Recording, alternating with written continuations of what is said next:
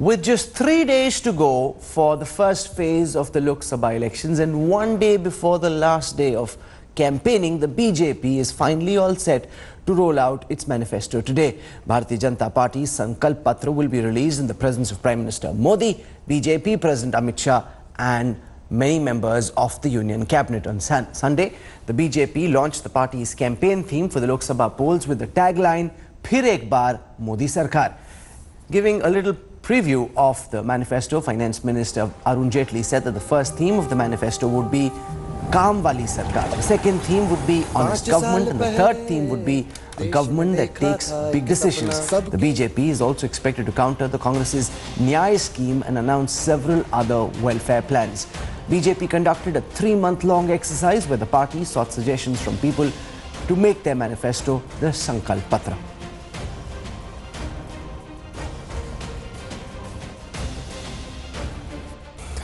Okay, so joining us to give us perspective on the campaign manifesto of the Bharatiya Janata Party, I want to introduce first our National Affairs Editor Rahul Srivastav. Flanking him, we've got Manisha Priyam, our political pundit, very sharp political insights always from her. Javed Ansari joins us as well. So welcome. What I want to do first is show you the 2014 BJP manifesto on a word cloud, which really, one is the party saying what it does about its priorities. When you do a thrust analysis, you put it up on a word cloud, you get a very good sense of what the party focused on in the 2014 manifesto. We'll be building a live word cloud for 2019 as well. So let's just walk across and show the 2014 Bharatiya Janata Party word cloud. This is coming from their manifesto. So if you're wondering what a word cloud is, using machine learning, we're pulling out all the words that are used by the BJP across its manifesto to tell you which are the words the BJP is focusing on most prominently. So amongst the words they focused on in 2014, most prominently there was development, that's the biggest word. There's the use of technology, that's the second biggest thrust area. There's security, there's education, there's growth, women, infrastructure. So that's the BJP's 2014 manifesto. What we can do is a comparison between the BJP word cloud and that of the Congress as well. So you'll get a sense of the 2014 manifesto versus the Congress's manifesto from 2019. That's in the hand, and of course the BJP manifesto is represented in the Kamal Ka Chhap. So 2019, the Congress focuses on administration, people, promises, policy, law, forces, institutions, economy. Those are the big words that the BJP, that the Congress is focusing on in its manifesto. The Congress manifesto, in fact, did get the party some positive publicity, finally seeming as if they were, whether you like their agenda or not, at least they had an agenda. For the large part, they were struggling to even come up with a cogent narrative, come up with ideas that the people would find worth discussing, whether they agree with those ideas or not. Now, Rahul Srivastav, the BJP will never admit this on camera, but the Congress manifesto has put them under some pressure to come up with fresh thinking, new ideas, and to tell voters what they intend to do if they were to come back to power one more time. Rahul, if you notice Prime Minister's rallies and yesterday the rally by the Samajwadi Party, BSP, there were specific mentions of Rahul Gandhi's themes. Almost every BJP leader, when you hear him, is talking about the Nyay scheme. And that is why, though manifestos don't really win you elections, the fact is, at times, such templates like 72,000 rupees, it is sinking in at the ground level. People are talking about it. As your own program in which we had done, you said that people are talking about it. And that is where I think the BJP is on the back foot. Because if you notice in the last few rallies, the Prime Minister in his rallies is not promising anything. And these are the close to the first phase rallies. And the indication coming from the BJP senior leaders is that it is not going to be a populist budget. It is going to be a budget which will talk about largely reforming in terms of every level, which is very brave. We've been speaking to the senior most leaders in the BJP. When the Congress promised a farm loan waiver ahead of the 2017 assembly elections in Uttar Pradesh, the BJP came under pressure. They followed suit and announced the same idea, despite the Prime Minister himself thinking that this is a bad idea, it doesn't serve any purpose, but they came under populist pressure. You're suggesting that this time they won't come under populist pressessure? They are saying specifically it won't be a populist budget that you can, you are throwing manifesto. They won't throw templates at the voters. Instead, they will bring out a reform package kind of thing in which each measure, say for example jobs, what can be done constructively to remedy the crisis which is there. Because remember one thing, what Rahul, most of the leaders are saying, they don't want a repeat of what happened in post-2014, 15 lakh in your bank accounts, 2 crore. Don't say things you can't live up to. If you make promises now, the past will be recalled each time. Who's made their manifesto now? There are people like Arun Jaitley, Rajnath Singh, all these people have been Rajnath was in charge of the committee? In charge of the committee, but a lot of input has gone in.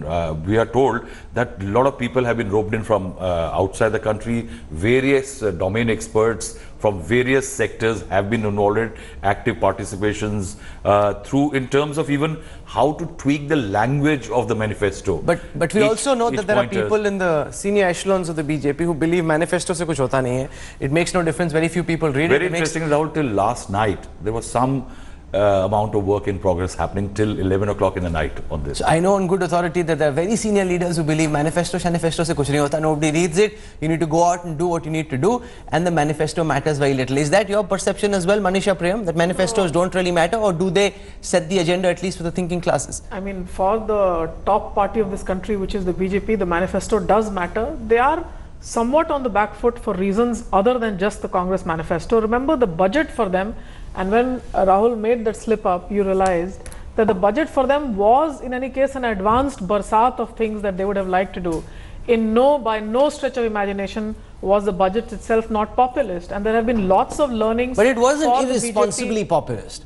I think that's the critical differentiation. 6,000 rupee, for example, whether a lame duck government getting out could have charged the expenditure of monies to be paid in advance, let's rest our judgment no, but there. that's less irresponsible, for example, than saying 72,000 rupees will go into your account. So we don't know at this point of time. The other one can make those promises. We don't know where the efficiencies of expenditure are coming from. But you know, that's a government that will have to come and perform. If it makes the economy work, gets the fisc deficits cut up, prunes and makes money. Remember the PSU turnarounds or the sales, etc., that this government could have done from disinvestment. Those incomes have not happened. Okay. So where have the incomes happened from? Those incomes have largely happened out of squeezing, for example, still the GST, still the income tax. So this government doesn't have that advantage. Now coming back to the manifesto itself, this government did have to learn even from the TRS. The Raitu Bandhu scheme, the Bhavantar Bhugtan scheme, the flat Bhavantar failed them in Madhya Pradesh. So I think there was lots going on in the BJP as far as the transfers are concerned. But now, after the Congress manifesto, I think one of the problems in front of the BJP is that on jobs, for example, the BJP cannot be seen to be batting from the front foot. It cannot make a debate about jobs because it'll have to come up then about your debate on jobs versus my debate on jobs versus the data that I don't like and where is your data on jobs. So that debate is something that the BJP would like to steer clear of. On farmers, there can be a debate. So I would say that the BJP will then bat front foot forward on rural and farmer wed together. And don't forget national security. Yeah. Don't forget that terrorism, being tough on national security will continue to be one of the pillars of their campaign. I want to go across to Paulami Saha. Sure. She's at the venue where the BJP manifesto will be launched. She tracks the Bharatiya Janata Party for us. Paulami, give our viewers a sense of how this program will unfold, the preparations that have gone into curating this manifesto and how they intend to steal the Congress's thunder.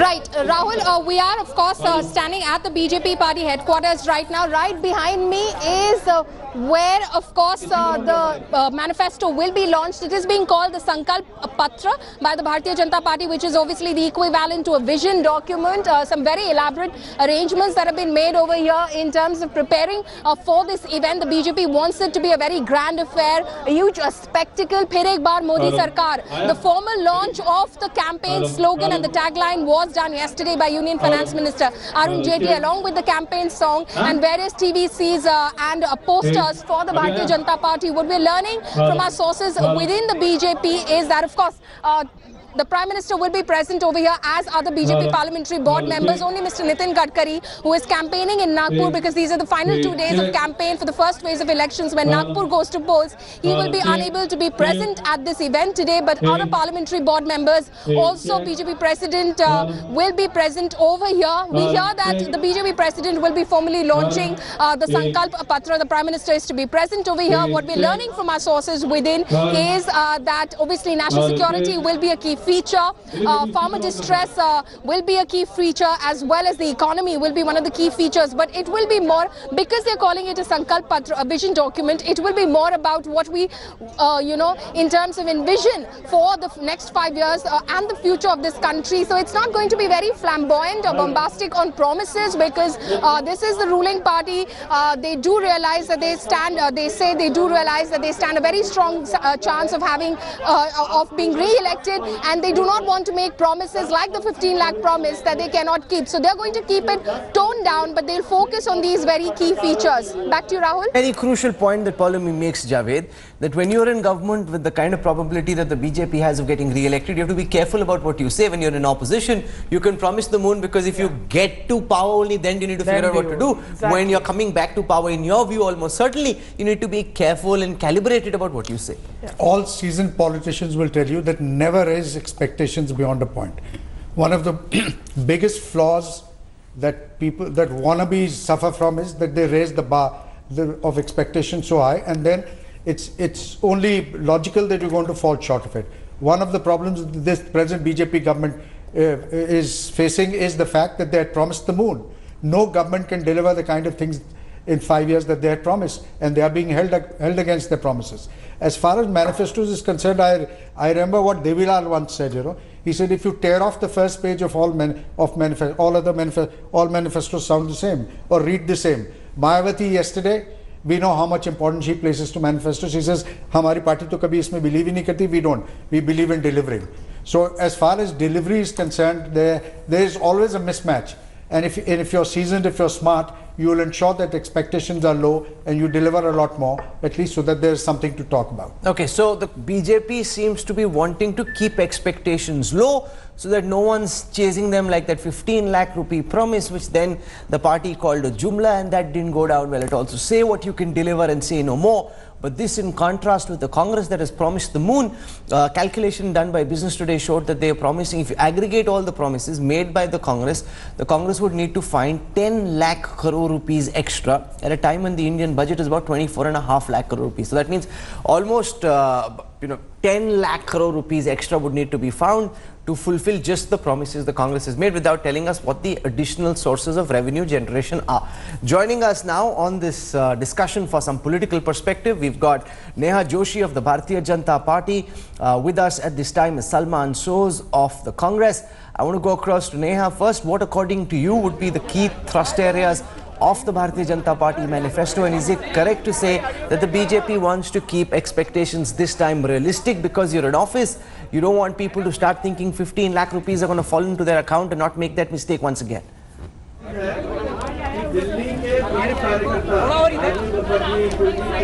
Rahul, first of all, I'm going to respond to what you said. It's not expected from a senior journalist to make a statement like 15 lakh rupees. We all know how that statement, what that statement implied and how it was misconstrued. So, not expected of you. However, coming back to the manifesto. I'm sorry, what was implied and what was misconstructed? On the 7th of November, one second. I don't want a homily or a sermon from you, Neha. On the 7th of November 2013, speaking in Kanker in Chhattisgarh, your Prime Ministerial candidate promised he would deliver 10 to 15 lakh rupees in everybody's account. It's a promise coming from the Bharatiya Janata Party, so don't try and dismiss it offhand after having first made that promise. If you look at the work done by the Bharatiya Janata Party, so that's a different matter. So don't say we didn't make that promise because you did.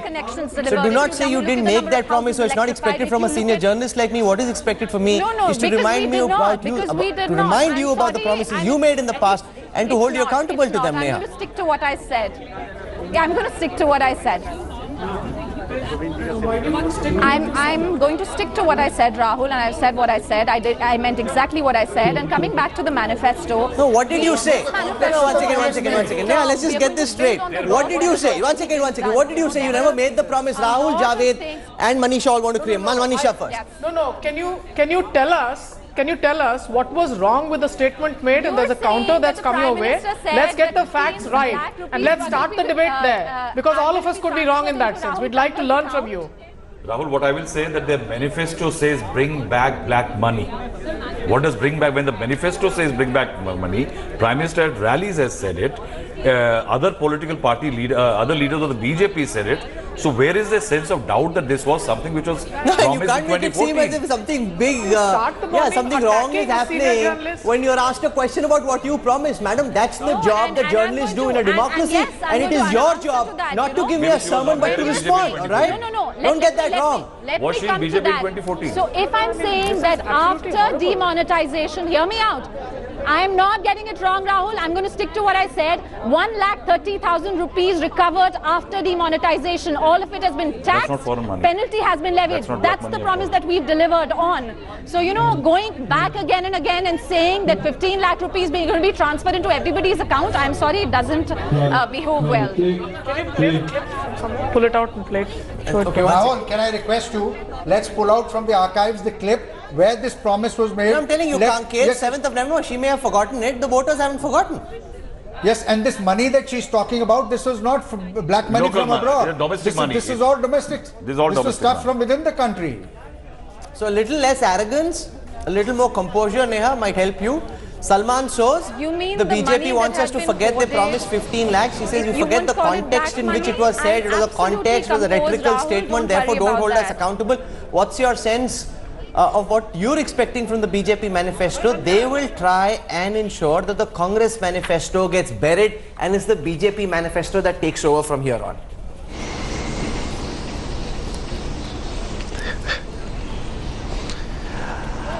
Rahul, I think the Congress manifesto has been received very well around the country.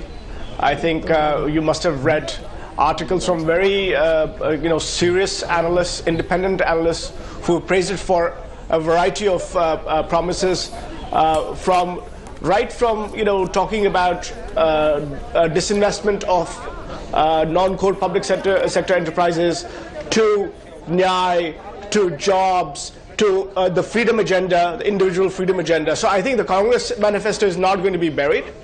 But as far as the BJP Jumla manifesto is concerned, I think we've already heard them in 2014. This is the time to hold them accountable. They can make any number of promises and they can deny any of the things that they said in the past, but that won't change the reality. The reality is that people did expect Prime Minister Modi to deposit 15 lakh rupees in their accounts, regardless of whether Neha accepts that or not. The BJP has made a habit of basically speaking bald-faced lies, and they think that by lying often enough, people will think that that is the reality. That is not the reality. The reality is that the people of this country are deeply disappointed in the Prime Minister's performance, especially on economic issues, and I think that is going to really hurt them in this election. Okay, let's do a comparison now of what the Bharatiya Janata Party promised in its 2014 manifesto and what the status of some of those promises is. And remember, you may forget that you say it, or you may not want people to remember or recall, but those promises stay. And the job of journalists is to hold parties accountable regardless of what those parties are. And no amount of arrogance from any party spokesperson can wish away the promises that were made. It is the party's responsibility to deliver, and it is the job of journalists to compare whether or not those promises have been lived up to. So let's just go through some of the promises that were made. And as you go through the list of deliverables, it's actually not it's not a bad performance. There are multiple things here that have actually been done, which, Rahul, is really what the BJP should focus on. Instead of trying to get defensive and say we didn't make this promise, there are things that the BJP has actually done, from the Real Estate Regulatory Authority to the implementation of GST to the Insolvency and Bankruptcy Code. There are things that have been done which could potentially be part of what the BJP pushes through. Absolutely, Rahul. I think that's where it is surprising that why is BJP not going all guns blazing when it comes to its own delivery? Because I think on the ground when we are traveling, yesterday, day before yesterday in Deoband, I found in Muslim mahallas, Muslim women coming out and telling me about how they've got cylinders, how under Ujjwala, how they've got homes, how they got Ayushman cards, and they were praising Prime Minister Narendra Modi's performance. If you see most of the broad templates, the government has delivered on several elements. The crisis is that in terms of jobs, farm sector, there is a deeper, larger, wider crisis which one or two schemes cannot plug the crisis which is there. And that failure perhaps has made the government go back and start building on other issues like say, polarization and targeting leaders at different levels. I think the campaign could have included, because if I compare the top 10 issues on which the BJP went in, I think it has not done very badly in terms of at least That's the point, initiating Neha good Joshi. points. So instead of clamming up when a question is asked, if you were to choose to explain what the BJP has done, there's enough and more the party has got done over the last 5 years, which is what you should be going to voters about. Instead of saying, nahi, humne nahi bola, humne nahi bola, humne nahi bola. Arey, aapne bola, respond to that and say, this is what we got done. Go to people with a positive agenda. There's enough and more your government and your Prime Minister have got done, Neha. That rhetoric is not what we want to focus on. We are saying that we delivered more than 7 crore gas connections. We are saying that we delivered electricity to more than 4 crore households. We are saying that we increased the rate of road construction per day from 25 kilometers per day to 55 kilometers per day. That's the report card that the Prime Minister has presented, and that is what he says, debate with me upon that. But somehow, it keeps coming back to, and that's where I said that's what I expect from a seasoned journalist like you, not to focus on the rhetoric and actually question us on the data, question us on the facts. No, Neha Joshi, if I remember the 2015 this is what we want to build upon in this manifesto too. We've done some excellent work. Nitish Kumar and the JDU led an entire campaign saying 15 lakh rupiya nahi diya. So as you remind a seasoned journalist here, may I request you to also remind one of your senior allies on the ground, Shri Nitish Kumar ji and his party, that you used a rhetoric, sir. Come back on that verdict.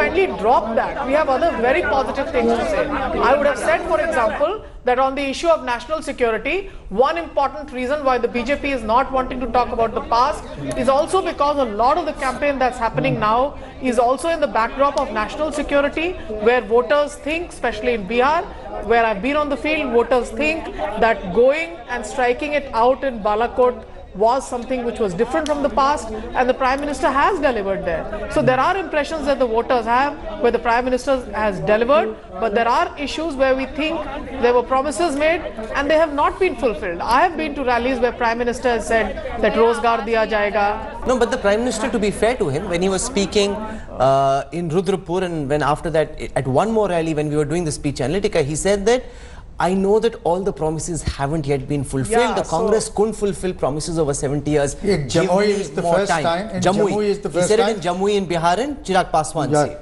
Jammu is the first time that he mentioned this. He admitted that they hadn't lived up to their promises. But that's the sensible thing to do. In 5 years, I can't get everything done. Give me another term. I will do more than I did the last time. Instead of making it seem as if everything's happened, Achhe din are here, Vajpayee made that mistake with India Shining, the BJP trying very hard not to repeat that mistake, Javed. Yeah. Yes, certainly. They'd be wise not to do that, because as it is, Nitish Kumar milked it for whatever it's worth. The opposition is milking it. Every time they keep asking for jobs, they keep talking of farmers' distress, and there has to be an answer. And I'm also a bit amazed on why the Prime Minister is not, he should be the one who should be fronting the achievements of his government. He's only focusing on stuff. If you listen to his speech in Saharanpur, he was not talking of his achievements. He was talking of what happened in 2014, of the riots, of how Jat families had been uprooted by a particular community and how Jats had forgotten. I'm amazed that the Prime Minister should choose to do so on the back of the claims that this government has delivered so much. Okay. Rahul Srivastav now has some information coming in on what to expect from this manifesto. Rahul.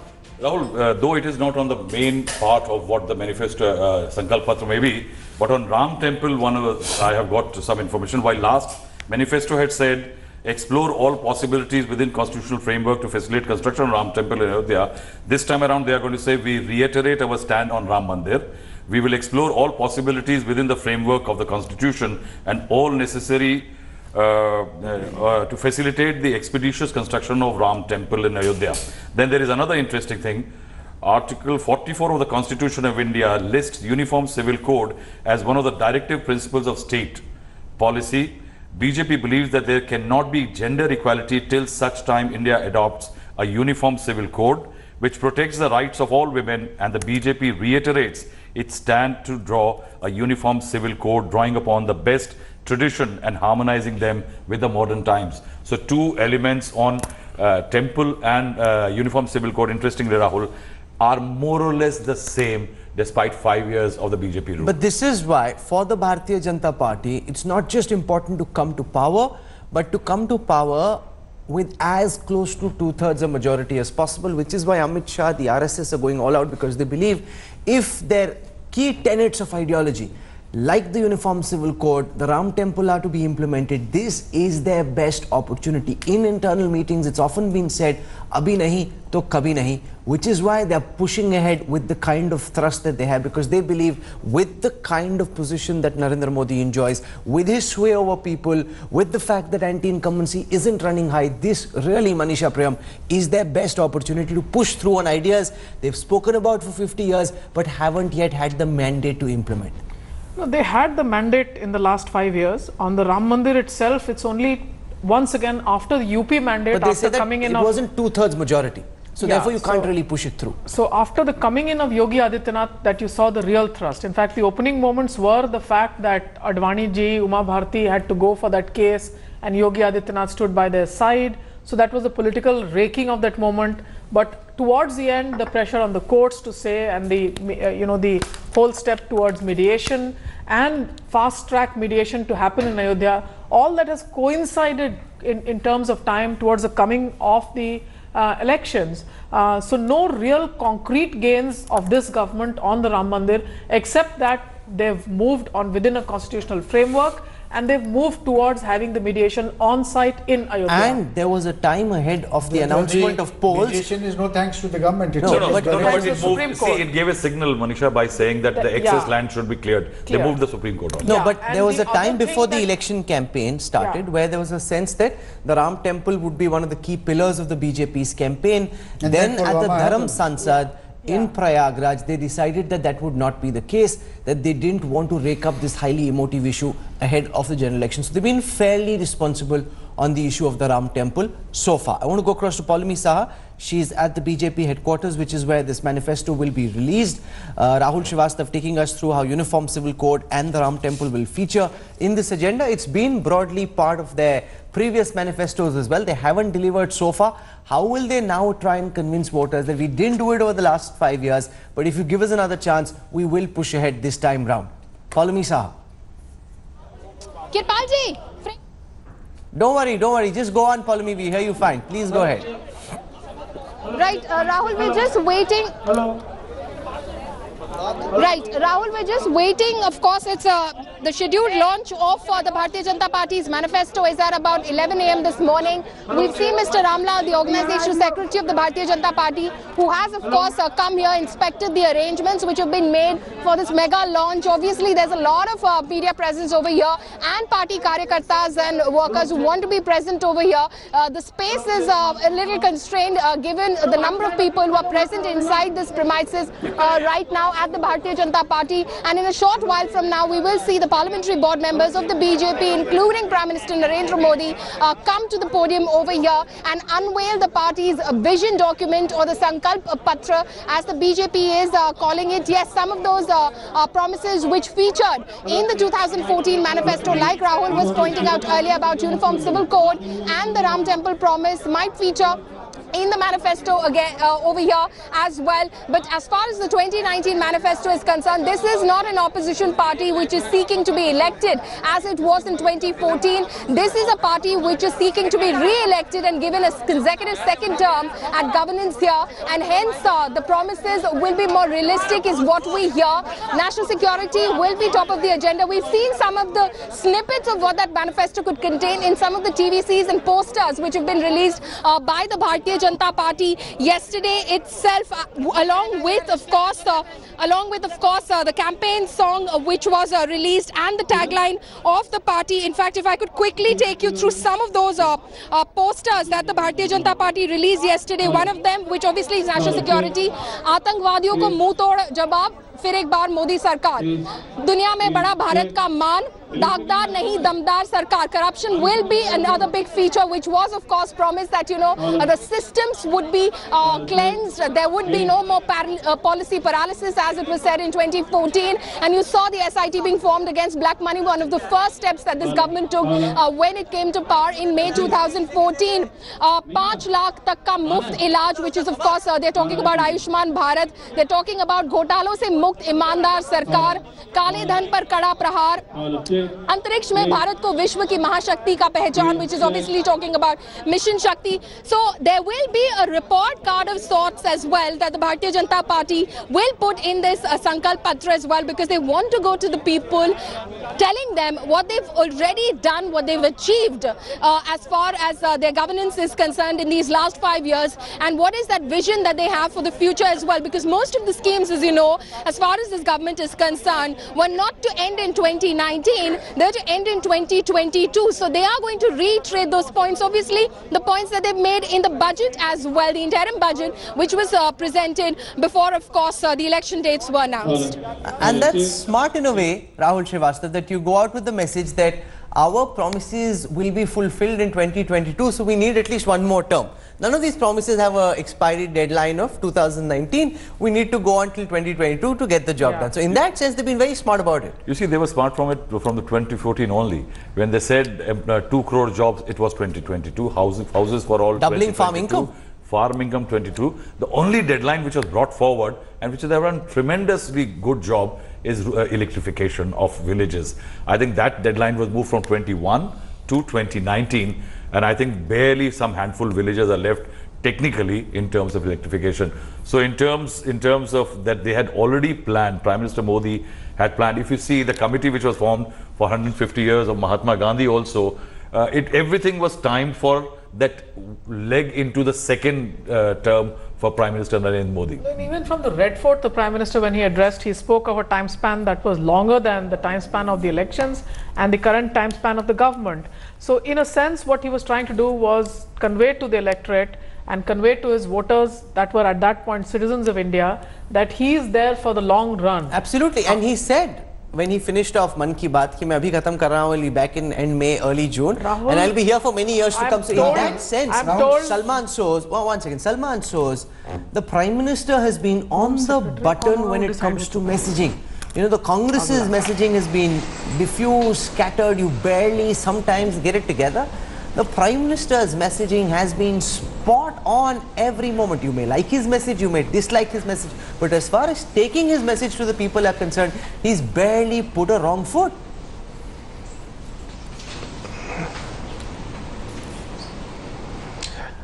Are you kidding? He's basically been talking about Hindu-Muslim issues, trying to divide people, and do you think that's a spot-on message for this country? I think that's a shameful message for this country. That's a very divisive kind of thing. That is a danger to this country. Now, this is the Prime Minister who, as candidate Modi, said that give me 60 months, I'll do what others did not do in 60 years. That is Modi, not me. And people bought into it. People had high hopes. And now you say that people, they've delivered so many things. Every government delivers something or the other. But there are critical things that they did not do, and that is what is actually hurting them right now. That is why they don't talk about Vikas. They did not deliver on jobs. They did not deliver for the farmers. They actually damaged small businesses through demonetization and through GST, and that is actually hurting them. Now, somebody said, I think Neha said something to the effect that they've been building roads on a record-breaking pace. I can tell you that in Pradhan Mantri Gram Sadak Yojana, the record is with the UPA, and please check the data.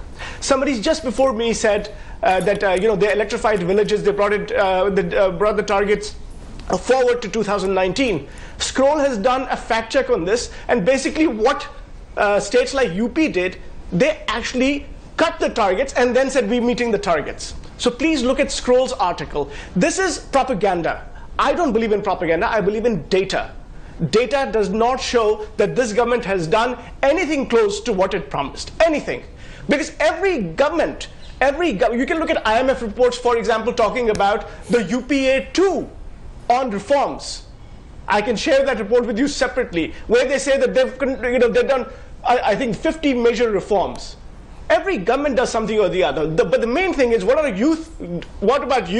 What about farmers? What about small businesses? Is this the way the country is going to go? And by the way, let me remind you that they also talked about a peaceful and secure environment for minorities in this country. And you know how spectacularly they've done on that. I want to show our viewers now the truth. Remember, that's a Congress spokesperson. He will obviously very clearly hit out at the government. We've got about 13 minutes to go before the manifesto release program starts. Before that, I just want to show you on a word cloud the 2014 manifesto of the Bharatiya Janata Party. So let me just walk across and show you how the BJP announced its manifesto in 2014, what the key focus areas at that time were, and then we'll compare it once we have the 2019 manifesto with what they're promising this time. So let's just go across and show that to you. Remember in 2014, when the BJP was trying to push for power, the maximum thrust was in development. That word used 79 times. So the biggest word in this cloud is development, 79 times. Then comes technology, which was used 56 times. That's the second word. Let's just take this on our screen. There is education, which was used 52 times. Security was used 49 times. My gut is that the number of times security gets used in this manifesto will be more than the number of times it got used the last time. Growth was used 33 times. Here is growth. That's the next word on that list. Then there is women, used 32 times. Infrastructure, this is infrastructure, used 31 times. Industry, used 31 times. Rural, used 31 times. Health, 30 times. And then governance. So that's really a thrust. And if you look at the story that emerges from it, there's a lot of development, technology, growth, infrastructure, industry, governance. So there's a lot of positive messaging from the Bharatiya Janata Party in terms of what they would do when they got an opportunity to come to power. What we've seen so far in this campaign, Rahul Srivastav, is that the large part of the thrust has been on national security, being tough on Pakistan, being tough on terror, raising India's esteem at the global stage. That's been the primary driving message in the BJP's campaign so far. I think, Rahul, it will be largely under a category or theme called the big decisions. I think in big decisions, being decisive will be one of the bigger elements, and national security will figure. And it is, national security is not built in, is not likely, as leaders have been telling me, that it's not just security in terms of security at the borders, but internal and various other kinds in terms of law and order. And they have been more decisive. So it is to their credit. They have definitely. Javed, would you concede this? Unlike the Manmohan government, where Chidambaram, Pranab Mukherjee, Antony, Manmohan Singh very often couldn't come to decisions, and there was one GOM, like GOM pe GOM, like Tariq pe Tariq. At least they've been able to get things done. Whether you like what they got done or dislike what they got done, they got things done. Well, certainly. But on that point of, we need to resist the temptation of hailing everything as a master stroke. This business that they've set the agenda for 2024, 2020, you can set the agenda for anything. It's how is it being received with the people. People have elected you for 5 years, so they expect you to complete their task within 5 years.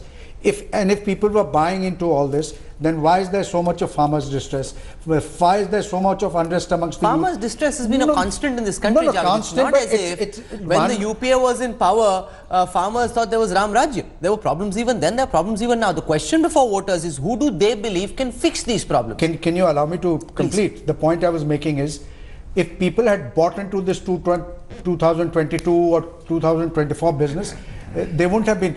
People expect delivery, time-bound delivery on jobs, on farmers' issues. The government has failed to live up to the expectation. They had promised 2 crore jobs. They haven't provided even half of those jobs. So people will hold them accountable to that. So we need to resist this temptation of hailing everything as a masterstroke. I also feel that this government hasn't done very badly. On a lot of things they have indeed delivered, whether it be the Ujjwala Yojana, opening of bank accounts, there's money there or not, we don't know, but it's done all that.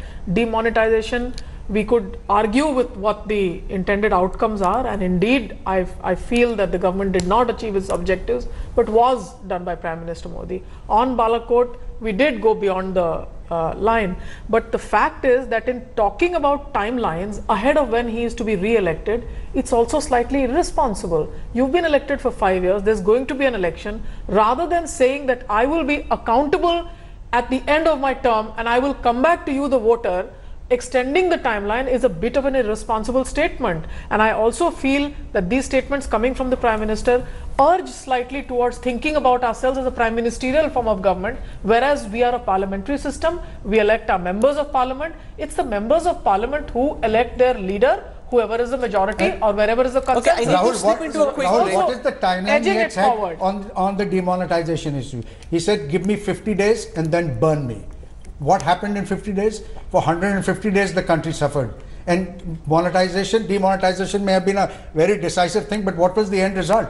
It's not just decisive decision making, it's also end result that matters. Okay, we slip and that into was a an quick break. unmitigated disaster. When we come back, we will have live images coming in from the BJP's manifesto release.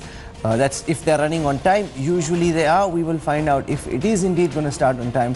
We'll keep building up to it. Then we'll do a live word cloud analysis, a thrust analysis. We will break down this BJP manifesto, good, bad and ugly, like absolutely nobody else will on Indian TV. Thanks for watching the video.